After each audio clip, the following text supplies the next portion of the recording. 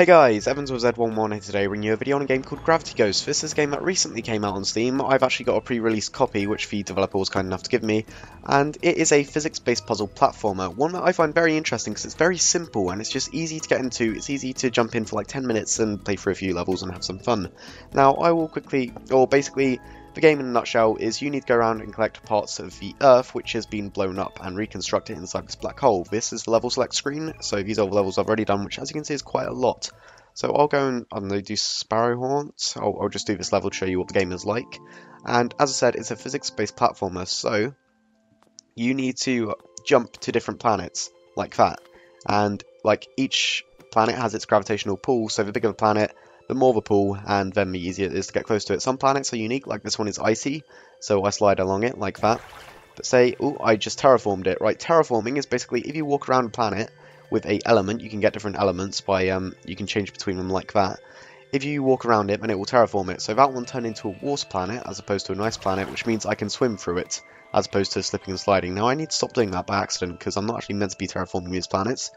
But why would you want to terraform planets? Well, it can change the properties and things like that. But say if I go to this planet over here in the bottom left, there are little collectibles inside. So I can't get them right now because they're inside. But if I go to the water element, then I can turn it into a watery planet, and then I can go inside to collect those. Now, this level I've already completed, so there's not actually much point me showing you it. This was just sort of me showing you how the game works and the basics of it. So I'll go over to the exit, which is over here. If I just quickly jump, there we go. Now, something you may have heard already is this game actually has the same composer as the person who made Faster Than Light. I loved the soundtrack in Faster Than Light. It was incredible. And it's got very same sort of feel for it, same sort of instruments, same sort of sounds going on it on this one. So, this is the third sector I've unlocked, and the next level looks like it includes a new element, which is the Earth element. So I'll be curious to see what this level is, and how I do it. Right, I'm currently in a watery planet. But what do I want to do? I guess I want to collect the Earth elements, so I'll jump up if I can. But I might need to get a little bit swing, so I'll go around the planet, which should get me some distance, and then, there we go, got the Earth element. Okay, so does the Earth element just solidify water planets if I go around it? Yeah, by the looks of it, it does. So now that's solid, and I can walk around it, which means I can get this star, which will open the exit door, which I can use to get out and move on to the next area. So as you can see, that level took, like, what, a minute? Hey, come back! Where are you going? Be good. We'll see you before long. Try to forgive Arthur. It wasn't his fault. I know.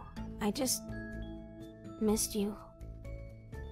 Right, so that was a little fragment of Earth which is left over. And there's actually a story, like, main character, the voice acting, I will say, is stellar. I love the voice acting. There are cutscenes. Every time you go to a different planet, you get a fragment of Earth. You can see what happened and slowly uncover the story as to how it blew up and who the main character is and why she's now flying around and collecting fragments of Earth after it's been destroyed.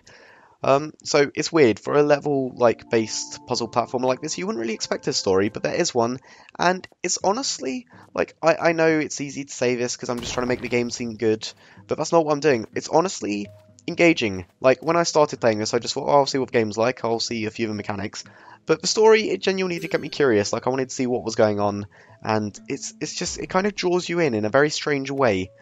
Now, ooh, there's a spirit animal.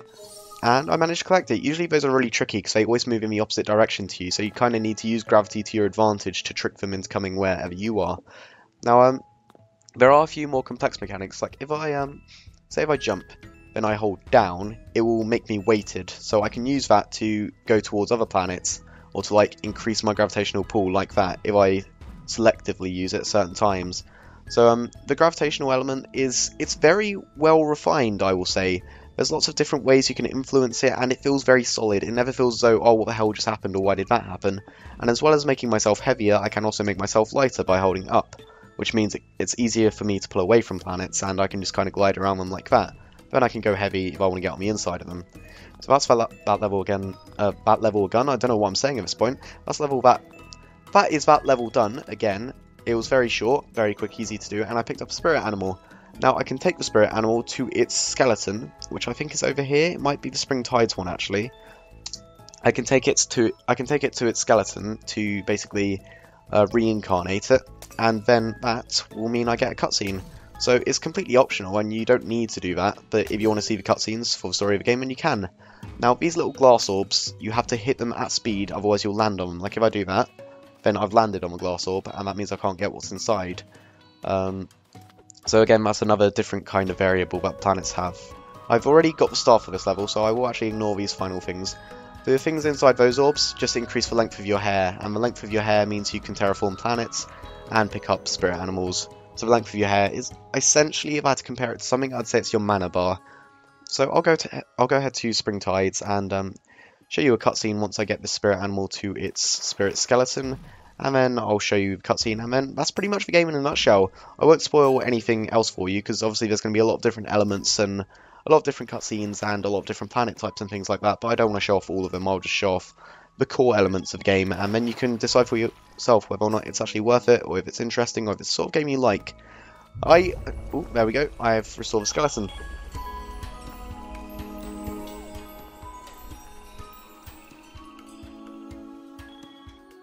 Welcome to space. So this game is strange because it is very abstract and surreal, and that may actually put some people off. I initially thought this game looks a bit weird. I don't know, maybe it could be childish. It just looks as though it's not really made for a mature audience, but I was honestly wrong, and I'm glad I did give it a chance. Let's try and get those. Never mind, I completely messed up my my centrifugal force, or whatever it is. Centripetal force or centrifugal? I think that was centripetal actually. There we go, and I'll go up and see the cutscene.